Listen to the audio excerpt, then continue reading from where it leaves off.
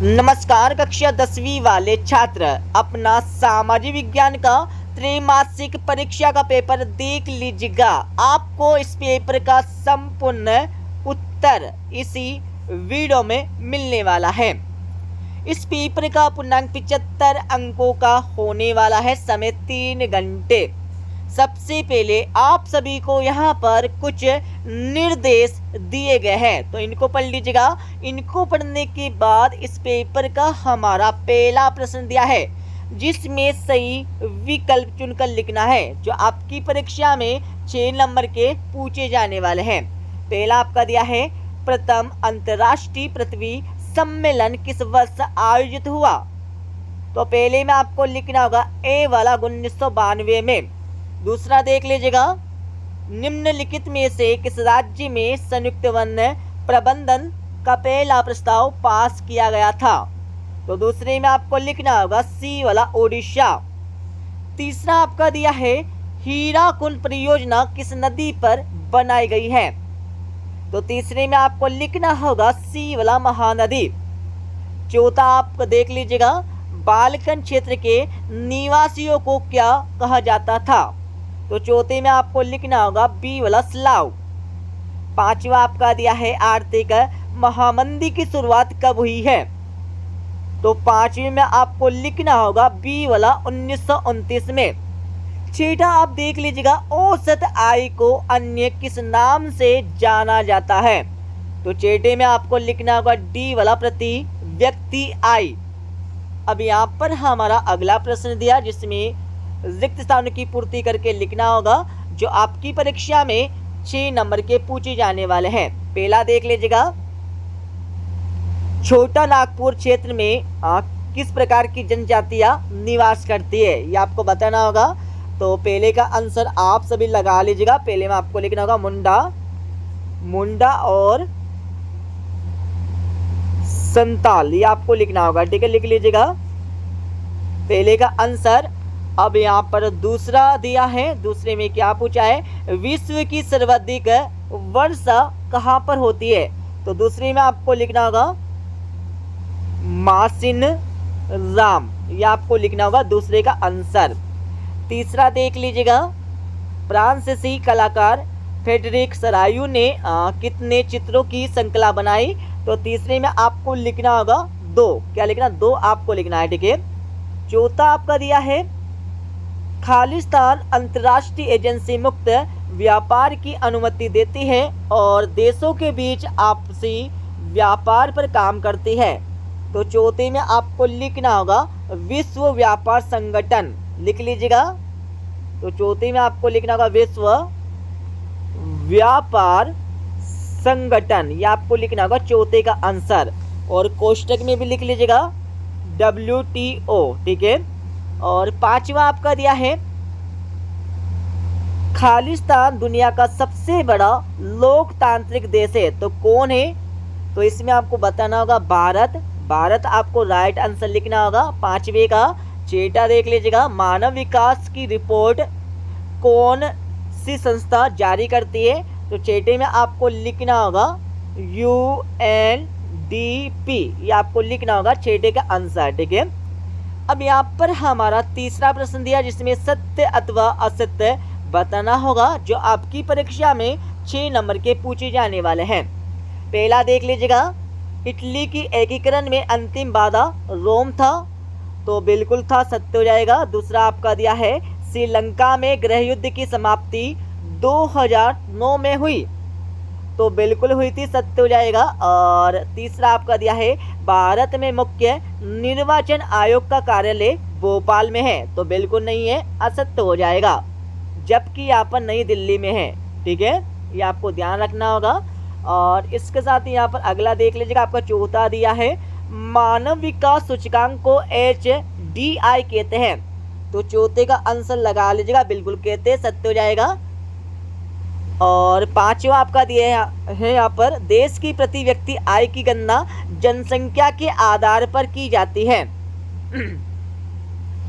तो बिल्कुल की जाती है, सत्य हो जाएगा। और छठा आपका दिया है, स्थिर आय नहीं होने से काम के अवसर में कमी होती है, तो बिल्कुल होती है, सत्य हो जाएगा। ठीक है। चौथा प्रश्न देख लीजिएगा जिसमें सही जोड़ी का मिलान करके लिखना होगा, जो आपकी परीक्षा में 6 नंबर की पूछी जाने वाले हैं। सही जोड़ी का मिलान आप सभी कर लीजिएगा। सार्वजनिक क्षेत्र, तो इसमें आपको लिखना होगा सी वाला, सरकार के स्वामित्व वाले क्षेत्र। और दूसरा आपका दिया है तृतीयक क्षेत्र, तो इसमें आपको लिखना होगा सेवा क्षेत्र। और तीसरा आपका दिया है हीराकुंड बांध, तो इसमें आपको लिखना होगा महानदी। चौथा आपका दिया है विमुद्रीकरण, तो इसमें आपको लिखना होगा 2016। पांचवा आपका दिया है हिंद स्वराज, तो इसमें आपको लिखना होगा 1909। छठा आपका दिया है इंदिरा गांधी बांध, तो इसमें आपको लिखना होगा यहाँ पर राजस्थान। ठीक है, तो इस प्रकार से हमने सही जोड़ी का मिलान कर लिया है। अब यहाँ पर हमारा 5वां प्रश्न देख लीजिएगा, जिसमें इन प्रश्नों के उत्तर आपको एक शब्द अथवा एक वाक्य में देने होंगे, जो आपकी परीक्षा में 6 नंबर के पूछे जाने वाले हैं। पहला आपका दिया है वियना की संधि कब और किसके बीच हुई, तो इसका उत्तर आप सभी लिख लीजिएगा। कब हुई थी आपको लिखना होगा सबसे पहले, तो इसमें आपको लिखना है 25 मार्च 1815 में हुई थी। ठीक है, और किस किस के बीच हुई थी ये भी आपको लिखना होगा, तो लिख लीजिएगा। सबसे पहले आपको लिखना होगा ऑस्ट्रेलिया, ऑस्ट्रेलिया के बाद आपको लिखना होगा ग्रेट ब्रिटेन, उसके बाद आपको लिखना होगा प्रसिया, प्रसिया के बाद आपको लिखना होगा रूस। ठीक है, लिख लीजिएगा। और दूसरा आपका दिया है पूर्ण स्वतंत्रता का प्रस्ताव कब पारित हुआ था, तो दूसरे का आंसर आप सभी लगा लीजिएगा। दूसरे में आपको लिखना होगा 31 दिसंबर 1929 में पूर्ण स्वतंत्रता का प्रस्ताव पारित हुआ था, ये आपको लिखना होगा। अब यहाँ पर तीसरा देख लीजिएगा, जिसमें पूछा है G77 क्या है, तो इसका उत्तर आपको बता देंगे। ठीक है, इस वीडियो के लास्ट में। चौथा देख लीजिएगा, लोकतांत्रिक सरकार किसके प्रति उत्तरदायी होती है, तो चौथे में आपको लिखना होगा जनता के, क्या लिखना है, जनता के आपको लिखना होगा चौथे का आंसर। पांचवा देख लीजिएगा, भारत में कौन से नोट अमान्य घोषित हो गए, तो आप सभी को पता होगा इसका आंसर। तो पांचवे में आपको लिखना होगा 1000 रुपये और 500 के यहाँ पर रुपए। ठीक है, ये आपको लिखना होगा 1000 और 500 के रुपए जो भारत में अमान्य मतलब बंद हो गए थे। और इसके साथ यहाँ पर छठा देख लीजिएगा, कृषि क्षेत्र में कौन सी बेरोजगारी पाई जाती है आपको बताना होगा, तो छठे का आंसर आप सभी लगा लीजिएगा। छठे में आपको लिखना होगा 55 बेरोजगारी, ये आपको लिखना होगा छठे का आंसर, लगा लीजिएगा। और इसके साथ ही यहाँ पर हमारे 2-2, 3-3 और 4-4 नंबर के प्रश्न देख लीजिएगा।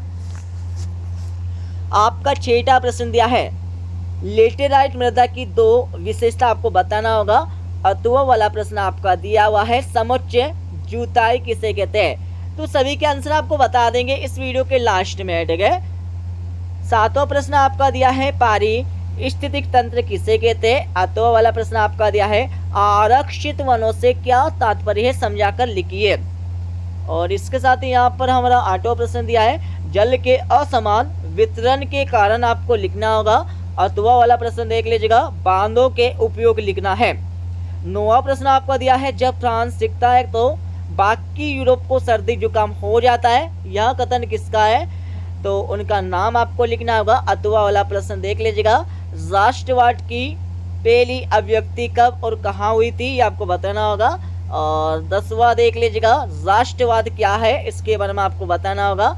अथवा वाला प्रश्न आपका दिया है 1830 की जुलाई क्रांति का फ्रांस पर क्या प्रभाव पड़ा, तो इसका कारण आपको देना होगा। 11वां प्रश्न देख लीजिएगा, दांडी यात्रा का क्या उद्देश्य था, इसका उद्देश्य आपको लिखना होगा।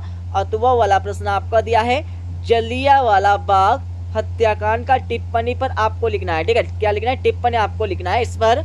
और 12वां देख लीजिएगा, बहुराष्ट्रीय कंपनी किसे कहते हैं, इसके बारे में आपको लिखना है। अथवा वाला प्रश्न आपका दिया है उदारीकरण से आप क्या समझते हैं, इसके बारे में आपको लिखना है। 13वां प्रश्न देख लीजिएगा, सत्ता का विकेंद्रीकरण किसे कहते हैं? अथवा वाला प्रश्न आपका दिया है एकात्मक शासन व्यवस्था के दोष आपको बताना होगा। 14वां प्रश्न आपका दिया है शिशु मृत्यु दर से आप क्या समझते हैं? इसे विकास के लक्ष्य में क्यों रखा जाता है? इसके बारे में आपको लिखना होगा। अथवा प्रश्न देख लीजिएगा धारणी विकास से क्या आशय? तो सभी का आंसर आपको बता देंगे, ठीक है। 15वां देख लीजिएगा प्राथमिक क्षेत्र से आप क्या समझते हैं? अथवा वाला प्रश्न आपका दिया है द्वितीय क्षेत्र से आप क्या समझते हैं? इनके बारे में आपको लिखना होगा। 16वां प्रश्न आपका दिया है राष्ट्रीय ग्रामीण रोजगार गारंटी 2005 अधिनियम के प्रावधान बताना होगा। अथवा देख लीजिएगा सार्वजनिक क्षेत्र तथा निजी क्षेत्र में आपको अंतर बताना होगा। और 17वां प्रश्न आपका दिया है बैंकों की आय के मुख्य 2 स्रोत कौन कौन से है? उनके नाम आपको लिखना है। अथवा वाला प्रश्न देख लीजिएगा कर्जदाता कर्ज देते समय जिंदार की मांग क्यों करते हैं? इसके बारे में आपको समझा के लिखना होगा। 18वां प्रश्न देख लीजिएगा वन्य प्राणी संरक्षण के कोई 2 उपाय बताना होगा। अथवा प्रश्न आपका दिया है प्रशासनिक आधार पर वर्षों का वर्गीकरण आपको करना है। इसके साथ ही यहाँ पर हमारा 19वां प्रश्न देख लीजिएगा 1929 की महामंदी का भारत पर क्या प्रभाव पड़ा? इसके बारे में आपको बताना होगा। अथवा वाला प्रश्न देख लीजिएगा भारत के सूती वस्त्र उद्योग पर उपनिवेशवाद का क्या प्रभाव पड़ा? इसके बारे में आपको बताना होगा। और 20वां देख लीजिएगा संघ सूची राज्य सूची व समवर्ती सूची को समझाकर आपको लिखना होगा। अथवा वाला प्रश्न दिया आपका चित्रवाद लोकतंत्र के लिए किस प्रकार घातक है? इसके बारे में आपको लिखना होगा। 21वां प्रश्न देख लीजिएगा स्वामित्व के आधार पर संसाधनों का वर्गीकरण करके लिखना होगा। अथवा वाला प्रश्न आपका दिया है मृदा परिच्छेदिका से क्या तात्पर्य है? इसके बारे में आपको विस्तार से समझाकर लिखना है। 22वां प्रश्न देख लीजिएगा अंतिम वस्तु एवं मध्यवर्ती वस्तुओं में आपको प्रमुख 4 अंतर बताना है। अथवा वाला प्रश्न देख लीजिएगा जिसमें निम्नलिखित में से टिप्पणी आपको लिखना होगा, ठीक है। इन सभी की आपको टिप्पणी लिखना होगा परीक्षा में, तो इनके आंसर भी आपको बता देंगे। 23वां प्रश्न देख लीजिएगा भारत के मानचित्र में निम्नलिखित को दर्शा के लिखना है, ठीक है। तो आपको सिर्फ 4 को यहाँ पर दर्शा के लिखना होगा भारत के मानचित्र में। तो पहला देख लीजिएगा हीराकुंड बांध, दूसरा आपका दिया है सरदार सरोवर बांध, तीसरा आपका दिया है बागड़ा नागल, और चौथा आपका दिया है चेन्नई बंदरगाह, और 5वां आपका दिया है कांडला बंदरगाह, और 6वां आपका दिया है कोलकाता बंदरगाह, 7वां आपका दिया है छोटा नागपुर का पठार, 7 के बाद आपका 8वां दिया है थार का मरुस्थल। तो आपको 8 में से सिर्फ 4 को भारत के मानचित्र में दर्शा के लिखना है। तो देख लीजिएगा आपको परीक्षा में भारत का मानचित्र मिलने वाला है, ठीक है। इस प्रकार का आपको यहाँ पर भारत का मानचित्र मिलने वाला है। तो इस मानचित्र में आपको जो क्वेश्चन में दिए गए हैं इन सभी को दर्शा के लिखना होगा, मतलब 4 को दर्शा के लिखना है। तो इसका आंसर भी आपको बता देंगे। अब मैं इस क्वेश्चन पेपर का फुल सॉल्यूशन आप सभी को बता देता हूँ, पढ़ लीजिएगा, जिससे आप सोशल साइंस के पेपर में 75 में से 75 अंक लेकर आ जाएंगे। जैसे कि हमारा पहला प्रश्न पूछा गया था, सही विकल्प चुनकर लिखिए, जो आपकी परीक्षा में 6 नंबर के आने वाला है, ठीक है। तो इनके आंसर आप सभी देख लीजिएगा, जिससे 6 नंबर यहाँ से कंप्लीट हो जाएंगे, और दूसरे का आंसर आपको यहाँ से मिल जाएंगे, जिससे आपके 6 नंबर यहाँ से कंप्लीट हो जाएंगे।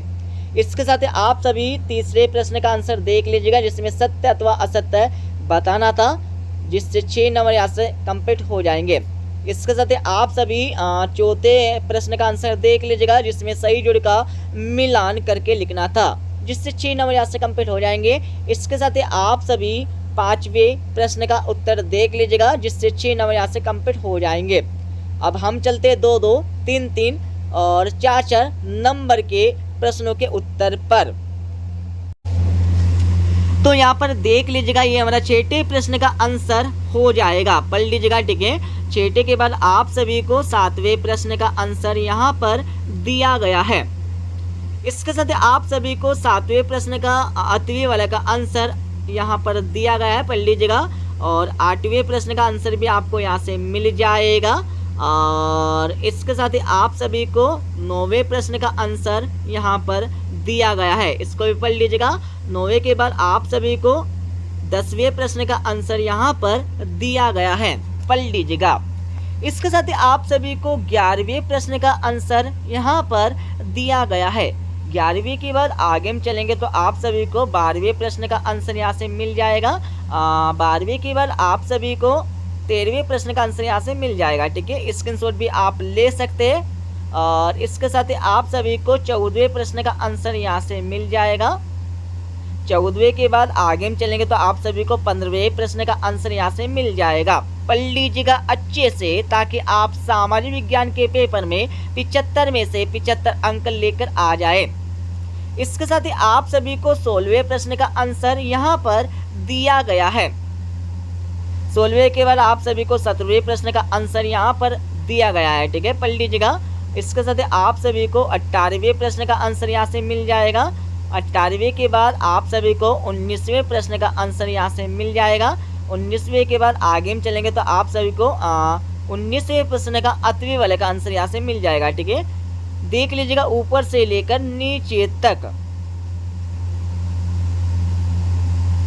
इसके साथ ही आप सभी 20वें प्रश्न का आंसर देख लीजिएगा। 20वें के बाद आगे हम चलेंगे तो आप सभी को 20वें प्रश्न का 8वें वाले का आंसर यहाँ से मिल जाएगा। और इसके साथ ही आप सभी को 21वें प्रश्न का आंसर यहाँ से मिल जाएगा। 21वें के बाद आगे हम चलेंगे तो आप सभी को 21वें प्रश्न का 8वें वाले का आंसर यहाँ से मिल जाएगा।